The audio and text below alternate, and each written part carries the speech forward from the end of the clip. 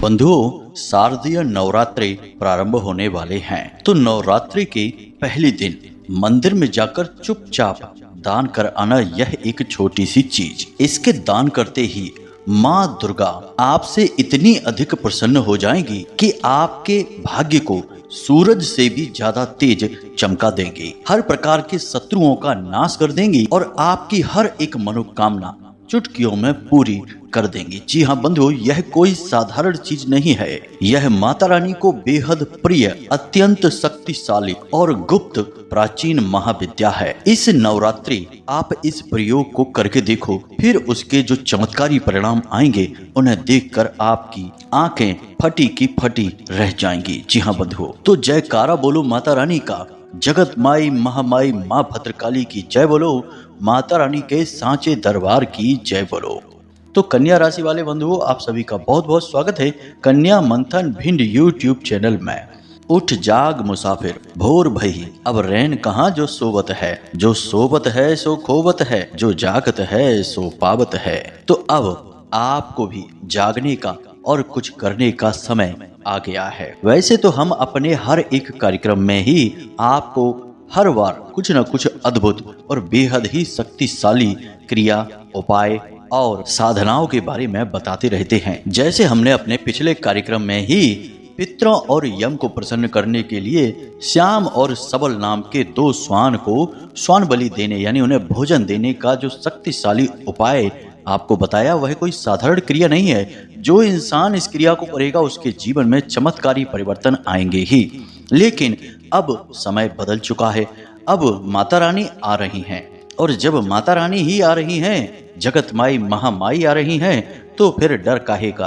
अब तो सारी समस्याओं के पिंजड़े माता रानी खोल डालेंगी और हर एक दुख दर्द को मिटा देंगी और वो खुशियां देंगी जिनके लिए आप अब तक तड़प रहे थे। जी हाँ बंधुओं, आज के इस कार्यक्रम में हम जिस एक चीज के बारे में आपको बताने जा रहे हैं, यह बहुत ही गुप्त, बहुत ही शक्तिशाली क्रिया है और इसे केवल वो ही लोग बता सकते हैं जिनके पास स्वयं साधनाओं के लंबे चौड़े अनुभव होते हैं, जिन्होंने माता रानी की अनुभूतियां प्राप्त की हैं, और उन्हीं के द्वारा बताए जाने पर ये क्रिया फलित होने वाली है। कोई साधारण पुरुष यदि इस क्रिया को नकल करके किसी को बता भी देगा तो यह क्रिया फलित नहीं होगी, क्योंकि इस क्रिया में गुरु आशीर्वाद की बहुत अधिक आवश्यकता होती है और यह क्रिया गुरु शिष्य परंपरा के माध्यम से ही दी जा सकती है। याद रखना बंधुओं कि जब भी कोई व्यक्ति किसी दूसरे व्यक्ति को ज्ञान देता है तो वह हमारी वैदिक परंपरा के अनुसार उस व्यक्ति का औपचारिक गुरु बन जाता है। और यहीं पर जब दैवीय क्रियाओं की बात की जाती है, दैवीय शक्तियों के आशीर्वाद को दिलवाने की बात की जाती है, तब गुरु शिष्य परंपरा का पालन होना अत्यंत अनिवार्य है, अन्यथा क्रियाएं फलित ही नहीं होती हैं। याद रखना कि छोटे मोटे उपाय तो कोई भी बता देता है और उनसे थोड़े बहुत लाभ भी प्राप्त हो जाते हैं, लेकिन विशिष्ट और बहुत ही शक्तिशाली उपाय जो कि सचमुच में कारगर होते हैं, 100% काम करते हैं, उन्हें केवल अनुभवी साधक ही दे सकते हैं और आपको भी उन्हें ऐसे व्यक्तियों से ही लेना चाहिए। अब आप यहाँ पर यह सोचेंगे कि हम कैसे जाने कि जो हमें बता रहा है वह अनुभवी साधक है भी या नहीं। तो सीधी सी बात है कि जो अनुभवी साधक होगा उसकी बातें आपके दिल में प्रवेश कर जाएंगी। वह जीवन के ज्ञान की बात करेगा, अनुभव की बात करेगा, वह आपको ज्ञान की गहराई तक लेकर जाएगा, क्योंकि उसने ज्ञान हासिल किया है, उसने मेहनत की है। और जो नकल कर करके बोलेगा उसकी बातें बड़ी ऊट पटांग और बेसिर पैर की होंगी और अपनी हल्की बातों से ही वह खुद का परिचय दे देगा कि वह कोई साधक नहीं है, बस इधर उधर से सुनकर आपको कुछ बता रहा है। बंधुओं, याद रखना कि जो भी बातें हम आपको बताते हैं वे हमारे अपने व्यक्तिगत अनुभवों पर आधारित होती हैं, लंबी गहरी साधनाओं के अनुभवों पर, माता भद्रकाली की कृपा और आशीर्वाद पर आधारित होती हैं। तो अब इस कार्यक्रम में हम जिस एक चीज के बारे में आपको बताने जा रहे हैं, उस एक चीज में बहुत अधिक शक्ति है और पूरे 9 दिन तक वह आपके जीवन में शुद्ध सकारात्मक ऊर्जा को भर देगी, आपके जीवन से हर एक कष्ट को समाप्त कर देगी और जिन जिन चीजों की आपके जीवन में कमी है वे सारी चीजें आपको ला कर देगी। जी हाँ बंधुओं, आप कह सकते हैं कि स्वयं माँ चामुंडा देवी आपको सब कुछ ला कर देने वाली हैं, लेकिन इसके लिए कुछ विशेष नियम भी होंगे।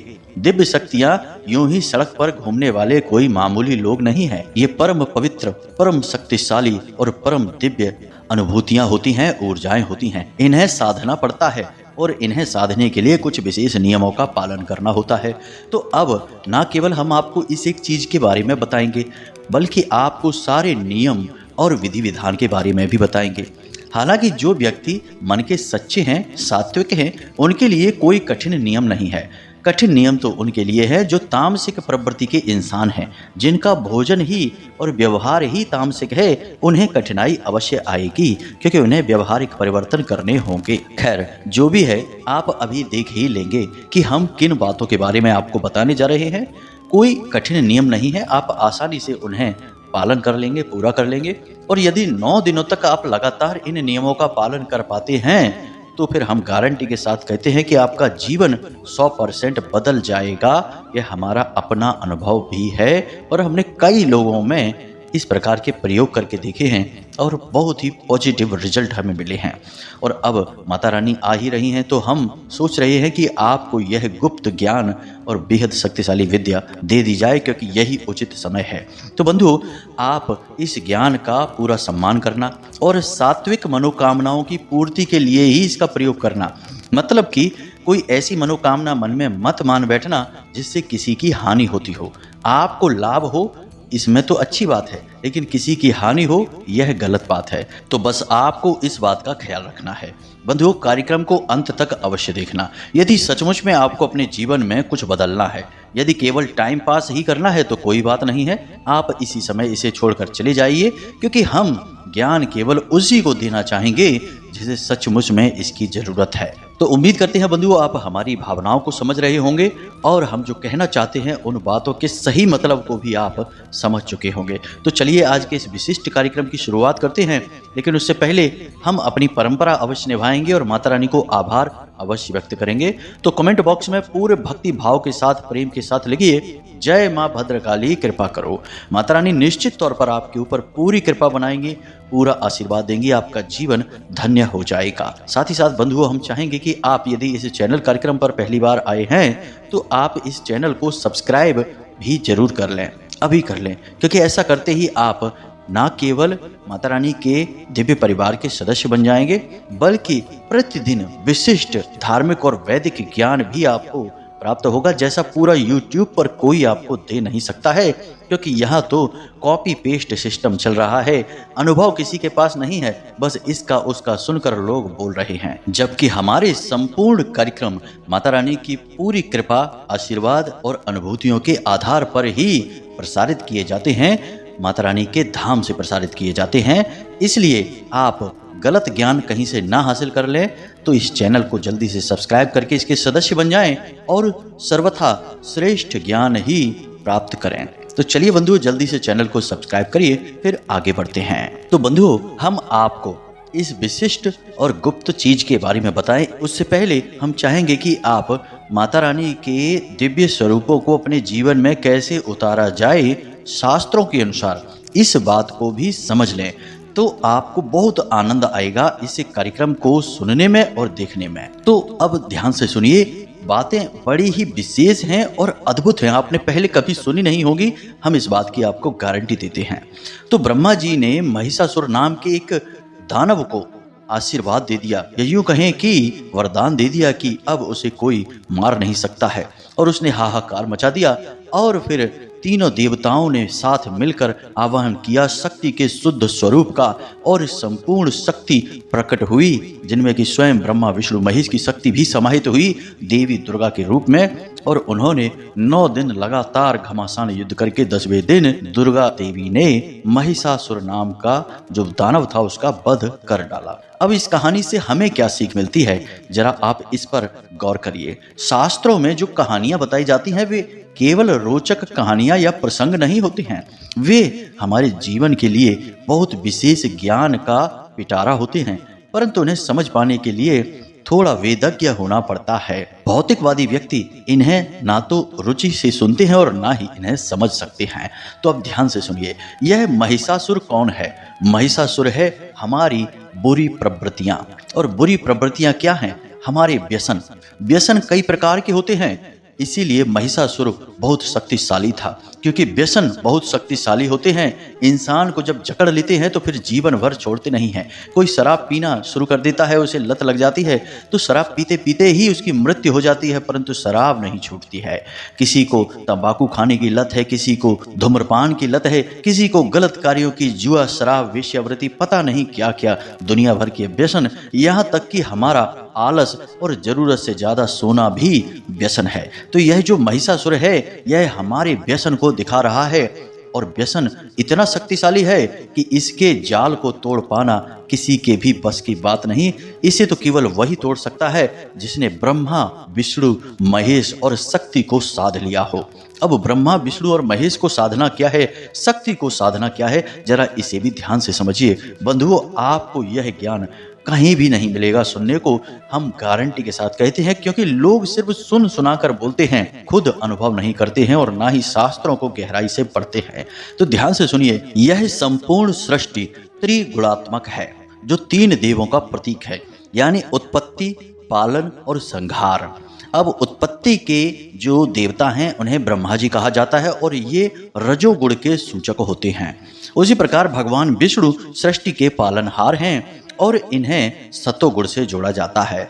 इसी प्रकार भगवान महेश यानी कि शंकर जी तमोगुण के कारक हैं, जो सृष्टि के विनाश के कारक बनते हैं, तो इन्हें तमोगुण से जोड़ा जाता है। यानी कि ये 3 गुण हर एक इंसान के अंदर भी विद्यमान होते हैं। हर व्यक्ति के अंदर उत्पत्ति, विनाश और पालन के गुण होते हैं। अब आप खुद ही अंदाजा लगाइए, किसी आदमी ने नौकरी की, एक घर बनवाया, घर गृहस्थी उसने पहले बनाई, फिर उसका संचालन किया।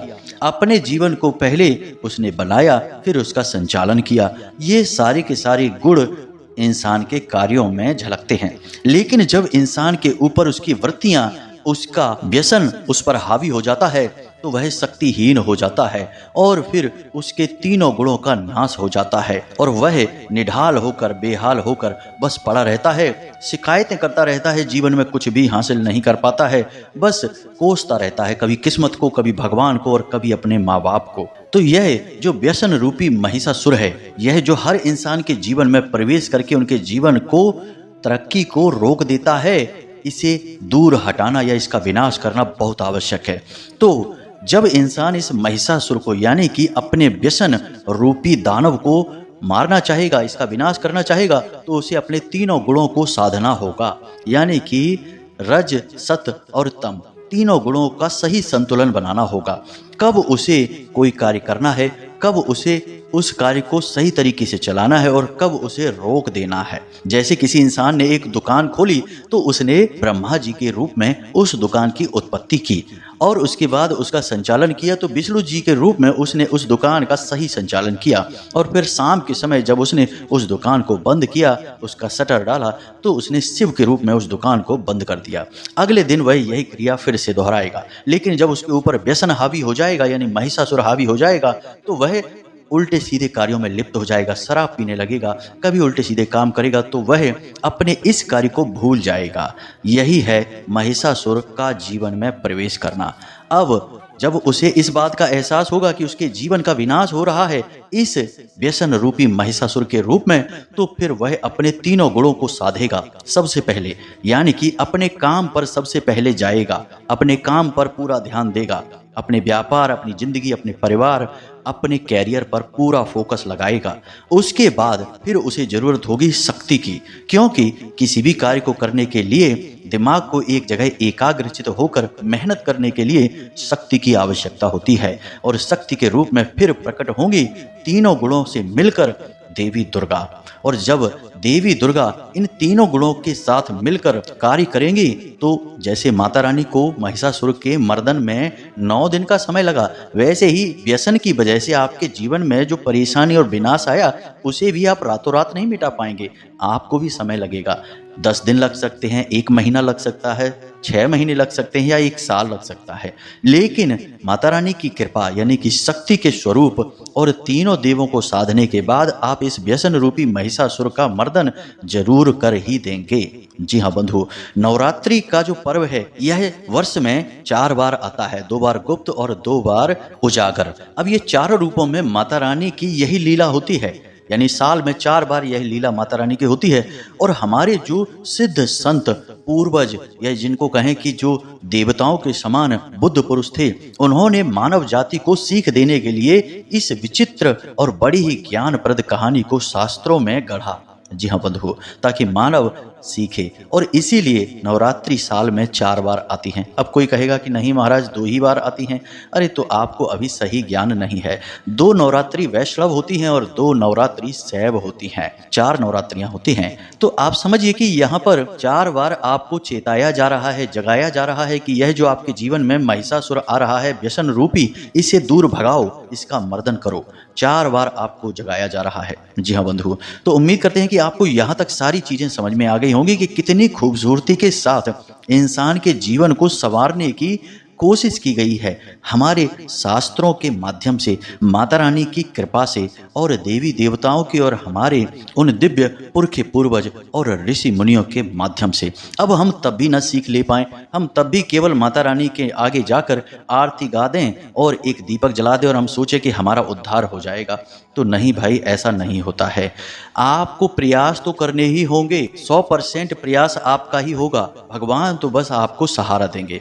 बिल्कुल उसी प्रकार जिस प्रकार की कोई बालक जब पहली बार साइकिल चलाना सीखता है तो सीट पर बैठेगा बालक ही, पैडल भी बालक ही लगाएगा और हैंडल भी बालक ही देखेगा। पिता तो केवल पीछे से कैरियल को थोड़ी देर के लिए पकड़ेंगे और थोड़ी देर बाद जब वो देख लेंगे कि पुत्र चलाने लायक हो गया है तो फिर धक्का देते देते छोड़ देंगे। अब बालक चलाएगा और धीरे धीरे सीख जाएगा। अब आप कहें कि पिता ही साइकिल को चलाएं और हर वक्त पुत्र को लेकर घूमते रहें तो कभी पुत्र चलना तो सीख ही नहीं पाएगा, साइकिल को चला ही नहीं पाएगा। तो जैसे हमारे जीवन में हमारे पिता की भूमिका रही है, वैसे ही हमारे परम पिता की भूमिका हमारे इस संपूर्ण जीवन काल और संपूर्ण चराचर ब्रह्मांड और जगत में रहती है।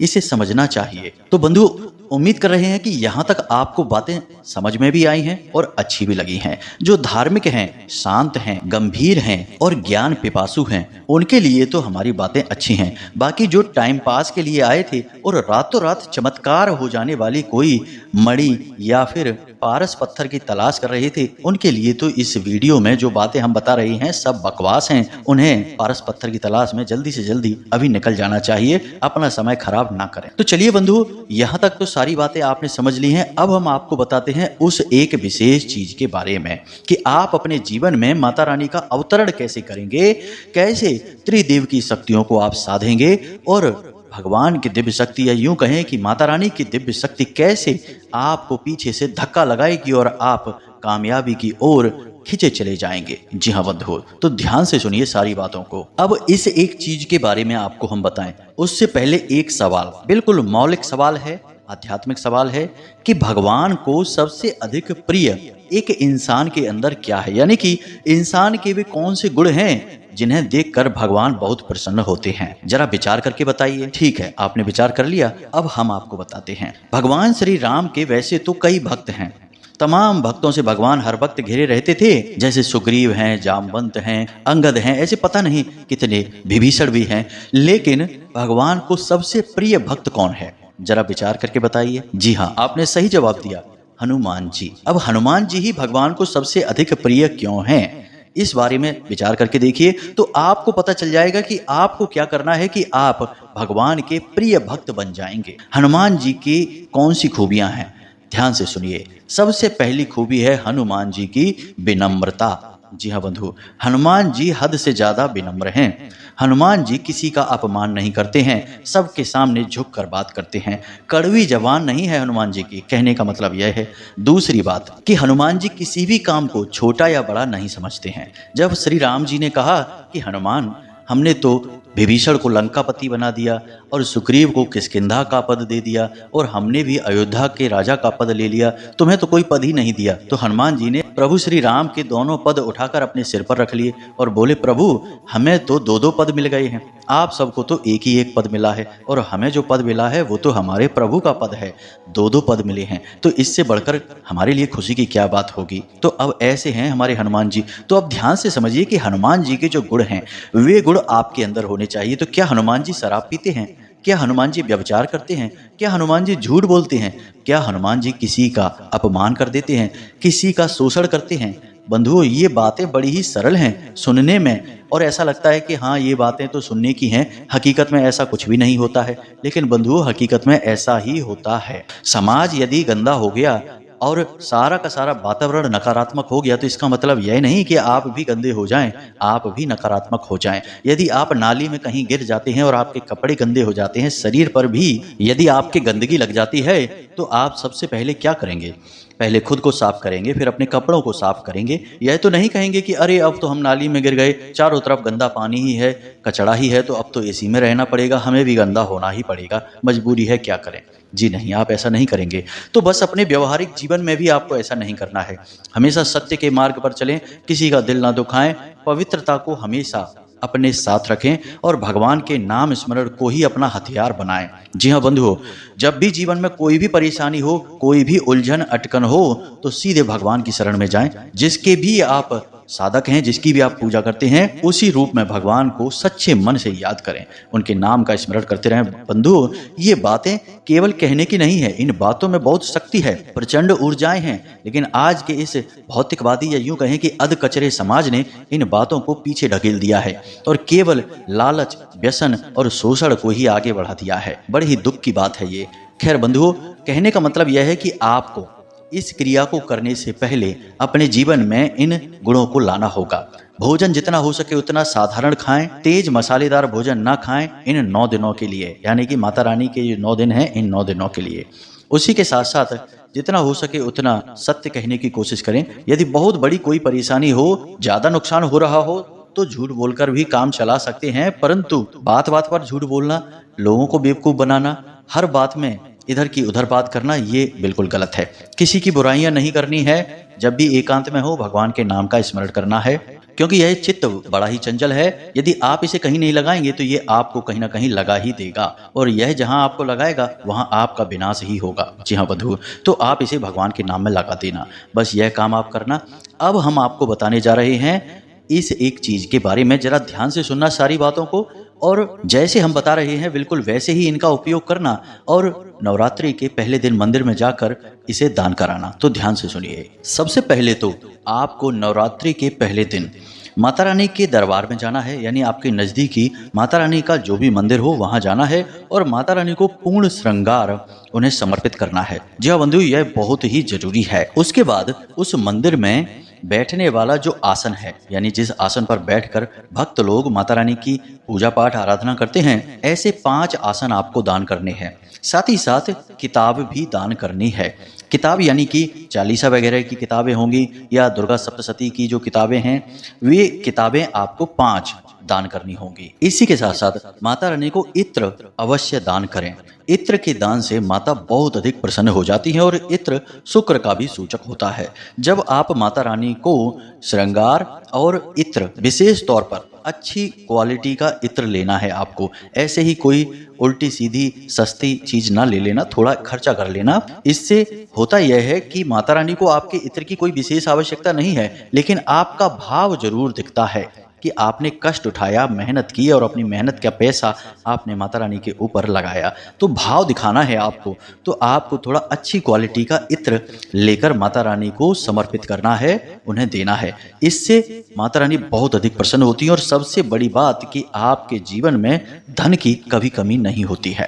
अब बात करते हैं उस विशेष चीज के बारे में जो आपके लिए बहुत लाभप्रद रहेगी और जिससे सीधी कृपा आपको माता रानी की प्राप्त हो जाएगी। तो इसके लिए आपको क्या करना है, कि एक सफेद रंग का कागज लेना है और उस सफेद रंग के कागज पर आपको 9 बार नवाड़ मंत्र लिखना है। नवाड़ मंत्र तो आप जानते ही होंगे, ऐम ह्लीम क्लीम चामुंडाय विच्चय। ओम नहीं लगाना है, नहीं तो यह दशाक्षरी हो जाता है। तो अब आपको नवाड़ मंत्र लिखना है 9 बार। उसके बाद आपको उस कागज को लपेटने के लिए एक हरे रंग की पोटली चाहिए, यानी हरे रंग का एक कपड़ा चाहिए। और अब दूसरी सामग्री है चावल। थोड़े से चावल आपको चाहिए, ज़्यादा नहीं, बस एक मुट्ठी चावल ही चलेंगे। उसके बाद आपको देखना है कि चावल टूटे फूटे ना हो, अच्छी क्वालिटी के हों। खंडित चावल पूजा पाठ में या भगवान को समर्पित नहीं किए जाते हैं। इसके बाद आपको एक सुपारी, एक इलायची और एक लौंग का जोड़ा, साथ ही साथ एक सिक्का। जी हाँ बंधुओं, वैसे तो चांदी के सिक्के का विधान है, लेकिन आप चांदी का सिक्का यदि नहीं कर सकते हैं तो कोई बात नहीं है, कोई भी साधारण सिक्का आप कर सकते हैं, लेकिन चलने वाला सिक्का होना चाहिए, खोटा सिक्का नहीं। इस पूरी सामग्री को आप पोटली बनाकर रख लें और पहले दिन देवी दुर्गा के या माता रानी के किसी भी मंदिर में आप जाएं और इस सामग्री को माता रानी के चरणों में रख दें। यानी कि जो गर्भगृह में पुजारी होंगे उनसे निवेदन करें कि इस सामग्री को माता रानी के चरणों में समर्पित करें। उसके बाद बस आपको करना इतना है कि वहां पर बैठकर इस नवाड़ मंत्र का कम से कम 1 माला जाप करनी है। मंदिर में वहीं पर बैठकर गाय के घी का आप दीपक जलाएं और नवाड़ मंत्र का जाप करें। रुद्राक्ष की माला का प्रयोग करें, स्फटिक की माला का भी प्रयोग कर सकते हैं। रुद्राक्ष की माला का प्रयोग करना सर्वोत्तम रहेगा, कोई समस्या नहीं है। माता रानी को भोग प्रसाद पुष्प आदि तो समर्पित करेंगे ही। 1 माला नवाड़ मंत्र का जाप करें। इसके बाद कोशिश यह करें कि अपने घर में 9 दिन तक लगातार गाय के घी से अखंड ज्योति भी जलाते रहें और अपने घर में भी प्रतिदिन रात्रि के समय, दिन में नहीं, रात्रि के समय नवाड़ मंत्र की 1 माला जाप रुद्राक्ष की माला से करते रहें। यानी पहले दिन यह क्रिया आप मंदिर में करेंगे, उसके बाद आपको प्रतिदिन यह क्रिया 9 दिनों तक लगातार अपने घर में करते रहनी होगी। बस इतना सा आपको करना है और वह जो सामग्री आपने माता रानी के चरणों में रखी है उसे वहीं रखी छोड़ दें। केवल उसके अंदर जो कागज आपने 9 बार माता रानी का मंत्र लिखकर रखा था, उस कागज को पुजारी जी से कहकर वापस ले लें और माता रानी के दिव्य दरबार का आशीर्वाद प्राप्त जो सिंदूर है उसे उस कागज पर लगवा लें। वह माता रानी की प्रसादी होगी जो आपके काम आएगी। और उस कागज को लाकर आप अपने घर में, अपने पूजा घर में रख लें। पूजा घर में भी उसे पूरी पवित्रता के साथ रखें, यानी कि माता रानी का जो भी स्वरूप आपके घर में पूजा घर में विद्यमान है उनके चरणों में रख दें। बस इतनी सी क्रिया आपको करनी है और 9 दिन तक लगातार इस क्रिया को दोहराते रहेंगे और फिर देखिए कि कैसे जादुई चमत्कार आपके जीवन में होते हैं। बाकी जीवन शैली में भी आपको परिवर्तन करने होंगे, हमने आपको इसके बारे में बता दिया है, क्योंकि सारी चीजों को एक साथ मिलाकर कार्य करने से ही महापरिवर्तन आते हैं। वरना आप केवल एक ही कार्य करेंगे और बाकी किसी चीज पर ध्यान नहीं देंगे तो परिवर्तन बहुत ही सूक्ष्म होंगे, हो सकता है आपको दिखाई भी ना दें। इसीलिए लोग कहते हैं कि गुरुजी आपने जो उपाय बताया वह ठीक से काम नहीं किया, थोड़ा बहुत फायदा तो हुआ लेकिन अधिक लाभ नहीं हुआ। अब ऐसा क्यों हुआ? क्योंकि आपने ही ठीक से काम नहीं किया। तो बंधुओं, उम्मीद करते हैं कि सारी बातें आपको अच्छी लगी हैं, समझ में आई हैं। अब इन बातों का आप प्रयोग करके अपने जीवन में उतारेंगे और जीवन को बदल डालेंगे। तो चलिए आज के इस विशेष कार्यक्रम को यहीं समाप्त करते हैं। यदि कोई प्रश्न आपके मन में उठे तो आप कमेंट करके पूछें या फिर डिस्क्रिप्शन में दिए गए व्हाट्सएप नंबर पर मैसेज करके भी पूछ सकते हैं। मिलते हैं अगले विशेष कार्यक्रम में। प्रेम से बोलिए जय माई की जय, मां भद्रकाली। माता रानी आपका कल्याण करें। धन्यवाद।